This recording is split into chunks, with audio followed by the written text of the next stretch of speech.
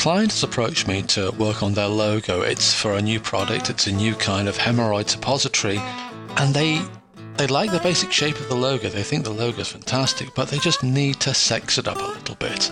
So they've given me the job to do. Alright, let's get started. Let's take a look at this file. I've got 3 layers. I've got my white background, I've got a kind of dirt lozenge shaped thing in the background, then I've got the logo itself. Alright, now we can work on this, and the way we'll do it is by using layer styles. Okay, I'm going to make a start with this back layer. That's where this earth effect is. In order to show you this, I'm going to have to pull up my Photoshop window a second, because at the bottom of the layer palette I've got this little button which says FX.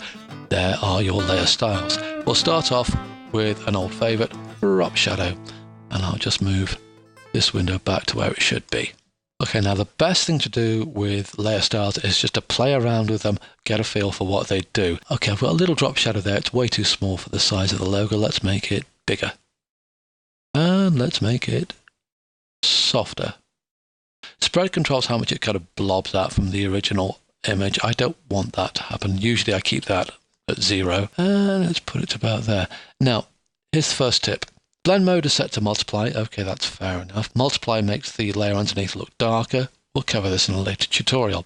The other thing as well is the opacity. A lot of people just leave these at the default values. You're not doing yourself any favours by doing that. Try taking it down to 0 so you can't see it, then gradually bring it up to the level you want.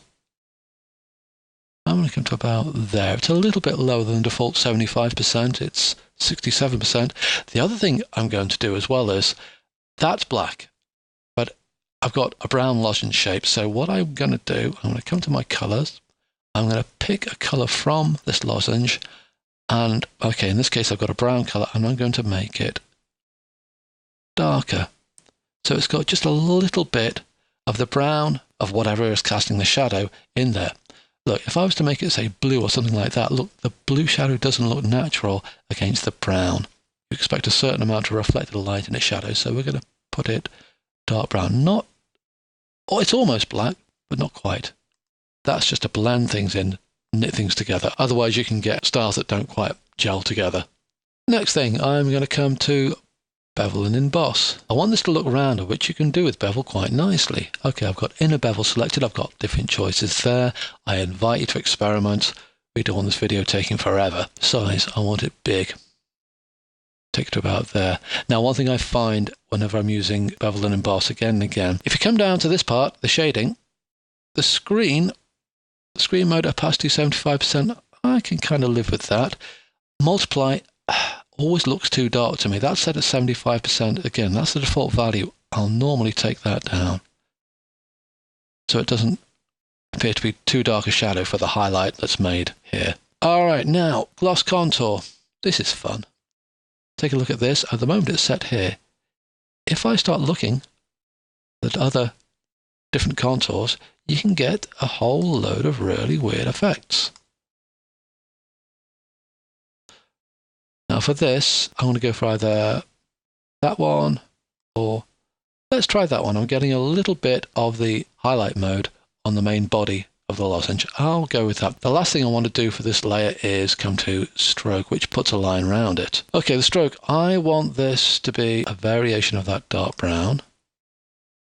It's one of those things, you only notice it when it goes wrong. You don't really notice when it goes right. Semi-invisible, that's the way it should be maybe. And I'm going to put this on the inside. You see what happens there?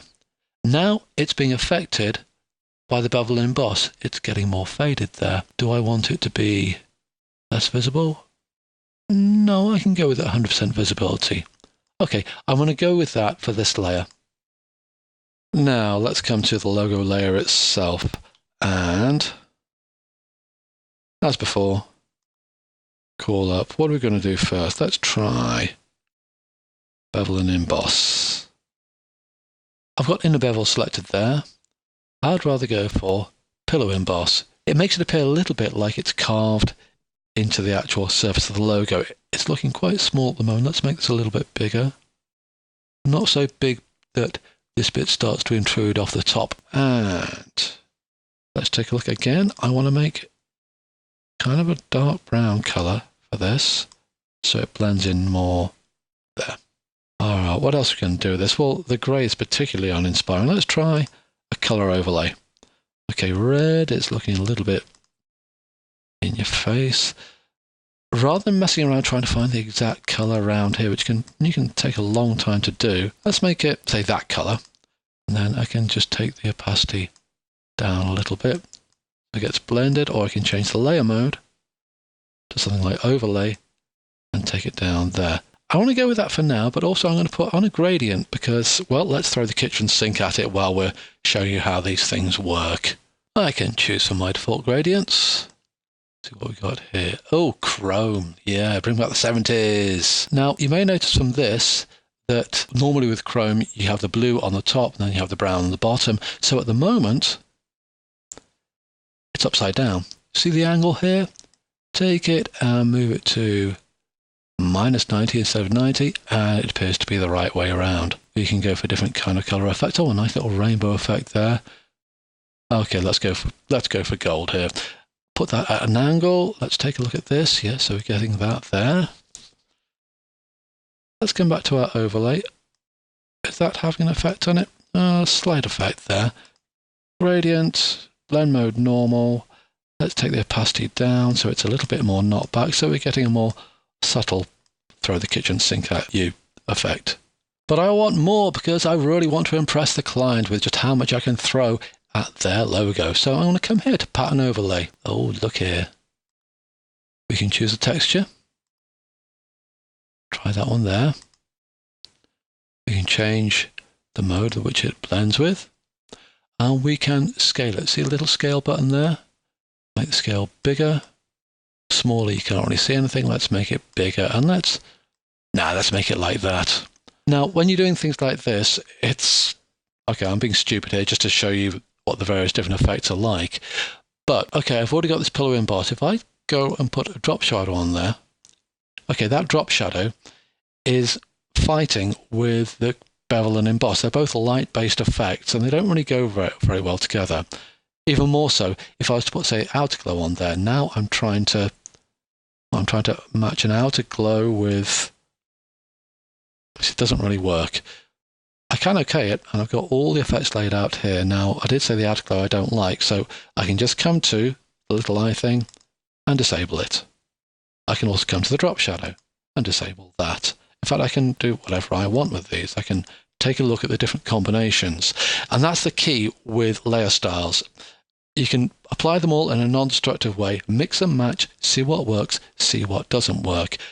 If you don't like any of them, you can always come up to Effects and right-click and disable layer effects. They're all gone. Right-click on Effects again, and they're back. Now, there are a couple of other things I want to show you. One is that, well, look, take up here where it says styles. You've got all the different styles that you can apply to a particular layer. Let's apply one to the logo effect. There you go, the 70s all back again with chrome. All of these styles are made up using layer effects. Let's come to my history and just come back to my original style there. With styles as well, I'll just shift my window open a second. You've got a whole load of different styles here. You can save your own styles as well. Let's try, say, buttons there. Choice here. Do I want to replace this particular set of styles? If I do, press OK. If I want to stick them on the end, press Append. I'll do that. And bring my window back. If I come to my effects by double-clicking on Effects, take a look here. Blending options, default. I've got all my various different effects here, but it's one button that no one seems to realise is there. Blending options there. Take a look where it says this layer, underlying layer. If you notice the underlying layer, it's got some dark cracked bits there which are kind of more or less black, i.e. black around here. If I start to slide the slider up, take a look what happens to the logo. You're starting to see some of the underlying layer, say around here, come through to the top logo layer. So basically, with the underlying layer, anything which is darker than this point here is going to show through. Similarly, with this layer, let's try getting some of the light areas to disappear. Bring this down, bring it down, bring it down, bring it down, bring it down, bring it down. Oh, bang, suddenly they all switched off. If you remember, that logo is grey. I'll prove it to you. If I just disable all the layer effects, I've got grey there. And what happens when I come here to my blending options? Well, that grey, I think is about 157 or 152. I'm not sure. So I'm going to come down, 6, 5, 4, 3, 2. Yeah, it's 152. If I come down to 151, the whole thing just disappears. That's where you get that switching on and off effect. Enable the layer effects, come back again. For some reason, this isn't on by default, but maybe it should be. Blend interior effects as group. Put that on. And now it'll take into account all the layer styles you've got on there, and it will start to blend them out as a whole. See there? It's starting to blend out the lighter parts. The other thing as well, advanced blending in the blending options box. If you take it down, you start to fade it. You fade out all the fill effects, all the things which go on the inside. Things like bevel and emboss, which kind of go inside and outside, kind of overlaid, they stay there. So you get this nice kind of hollowed out effect. Final thing, let's come to our background layer, double click on effects, let's come to bevel and emboss, that nice big bevel there. You can see shading, angle. This kind of simulates lighting effect, and if I start moving the lighting around, you can see everything, the bevel and emboss and the drop shadow are being shifted around, because what you're doing is you're shifting the global light. See where it says use global light? Well, let's take a look there.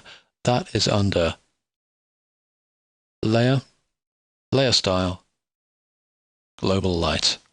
That's my global light angle. If I move that around, you can see everything is being shifted around. But then if I come back in here, and back to my bevel and emboss, just my bevel and emboss, and I'm going to turn off use global light, and I'm going to give it its own shading style. That starts to look confusing now, because what I've said is for the bevel and emboss, I've got light coming up from the bottom and a shadow at the top, but the drop shadow has light coming from the top, coming down to the bottom. I've got something that can't possibly exist. It ruins the believability of the effect, so I'm going to cancel this. All right, here we are. That's it. Let's take a look. Let's call back the effects. Fill opacity there. Oh, let's bring it back up to its full glory. So we've gone from disable layer effects, disable layer effects. We've gone from that, which is a little bit bland, but a really good logo nonetheless, to that. And it's all editable. You can sit down with the client, and if there's any bit of this that he doesn't like or she doesn't like, you can change it on the spot. They don't like the bevel, take off the bevel. They don't like the color overlay. Actually, that looks quite nice. It looks a little bit better. Take off the pattern, do whatever you want. Huge amount of flexibility. Experiment with them. That's the way to learn layer effects. I hope you got something out of this video. If you did, maybe you consider clicking on one of the links below and check out my game called Disco Baby, which is on the iTunes Store or Android stores like Google Play. It has 3 different games in it: a memory game, a maths game for children, and a dance along with me game for toddlers to join in with. Thanks for your time.